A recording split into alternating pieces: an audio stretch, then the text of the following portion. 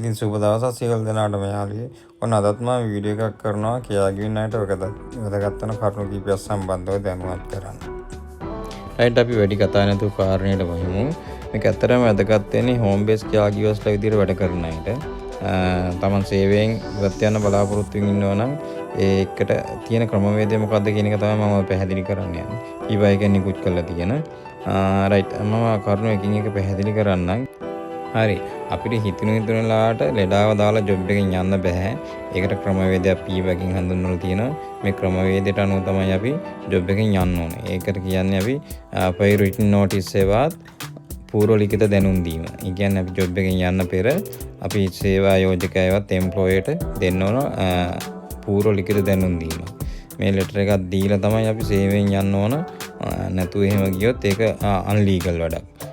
Immigration එකට පුළුවන් අපිව ඩිපෝට් කරන්නත් පුළුවන්. හරිද? හරි. පළවෙනි එක තමයි ඔයා එම්ප්ලොයර්ත් එක්ක අවම දින 7ක් සහ මාස 3ක කාලයක් ජොබ් එකේ හිටියනම් ඒ එම්ප්ලොයර් ජොබ් එකෙන් යන බලාපොරොත්තු වෙනවා නම් එම්ප්ලොයර්ට අපි දින 7කට පෙර පූර්ව ලිඛිත දැනුම් දීම කර යුතුයි. මේක දින 7ක් කියන එක ඇත්තටම ප්‍රායෝගික නැහැ. නමුත් මම මේ පීබාකේ කියලා තියෙන දේවල් වලට කියන්නේ යාලා රෝල් එක හදලා තියෙන්නේ එහෙමයි. ඉතින් නම් මෙහෙම හිතන්න ඔයාලා මාස 3ක් ඇතුළත ජොබ් එකකින් යන්න බලාපොරොත්තු වෙනවනම් අනිවාර්යයෙන්ම අපි සාමාන්‍ය දින 7කින් ජොබ් එකකින් යන්නේ නැහැ නේ. ජොබ් එකක් බලන්න ආවහම ඉතින් එහෙනම් ජොබ් එක සෙට් වෙන්නේ නැත්නම් ඒ වෙලාවම යනවනේ. ඒක ඉතින් සාමාන්‍ය ප්‍රායෝගික විදිය. හරිද? ඔක දවස් 3-4ක් හිටියදී යනවනේ. ඔක ලියුම් දෙදී නැහැ ඇත්තටම. නමුත් මාස 3ක් ඇතුළත ඔයා ජොබ් එකකින් යන්න ප්ලෑන් කරනවා නම් අපි මේ priority notice එක හේවත් මේ ලිඛිත පූර්ව ලිඛිත දැනුම් දීම දෙන්න ඕන දින 7කට පෙර. හරි. ඒ පළවෙනි කාරණය. හරි ඊළඟට ඔයා මාස 3කට වැඩි කාලයක් සහ මාස 6ක් දක්වා සේවය කරපු කෙනෙක් නම් එම්ප්ලොයර් කෙනෙකුට ඔයාට දැන් ජොබ් එකෙන් යන්න අවශ්‍යතාවය තියෙනවා නම් ඔයා යන්න දින 14කට කලින් පූර්ව ලිඛිත දැනුම් දීම එම්ප්ලොයර්ට දෙන්න ඕන.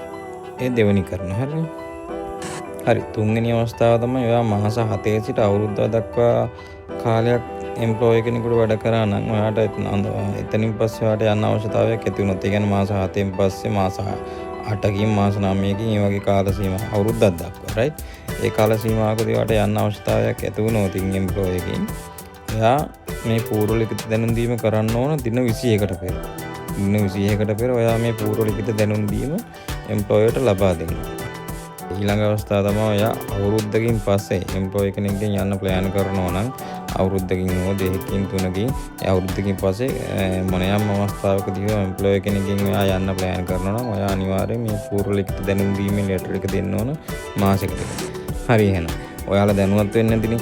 ඔයාලා කියාගිව කෙනෙක් විදිහට වැඩ කරනකොට ඔයාලට ජොබ් එකකින් යන්න ඕන නම් මෙන්න මේ ස්ටෙප් 4දී තමයි ඔයාලට ජොබ් එකකින් යන්න පුළුවන් නීති රාමුවක් පීබා එකෙන් හදලා තියෙන්නේ. හැබැයි මෙන්න මෙහෙම දේකුත් තියෙනවා.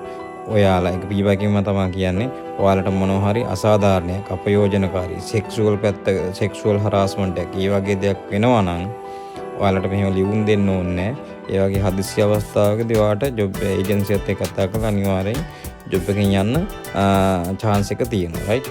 ඊට ඇරෙන්න සාමාන්‍ය විදිහට යනවා නම් අර කියන ඉහත මම සඳහන් කරපු ස්ටෙප් වලට ඇරෙන්න ඔයාලට ජොබ් එකකින් යන්න බෑ. පූර්ව ලිඛිත දැනුම් දීමක් නැතුව එහෙම ගිහිල්ලා කේස් එකක් ෆයිල් වුණොදී ඉමිග්‍රේෂන් එකට පූර්ණ අයිතිය තියෙන ඔයාව මේ රටෙන් ඩිපෝට් කරන්න. හරි මේ නඩුවක් දාලා ඒක විභාග කරලා ඒකෙන් පස්සේ ඔයාව ඩිපෝට් කරන්න පූර්ණ අයිතිය තියෙන්නේ පීබා එකට. ඒක නිසා සියලු දෙනාම අවබෝධයෙන් වැඩ කරන්න කියලා තමයි මම කියන්නේ. රයිට් මේ වගේ තවත් වැදගත් කරුණු සහිත වීඩියෝ එකකින් නැවතත් අපි හමු වෙමු. හරි වීඩියෝ එක හොඳයි නම් ඔයාලට කියාගිව කෙනෙක් විදිහට මොන හරි දෙයක් මේකෙන් ලැබුණා නම් ලයික් එකක් කමෙන්ට් එකක් දාලා ඔයාලගේ අදහස් ලියාගෙන යන්න.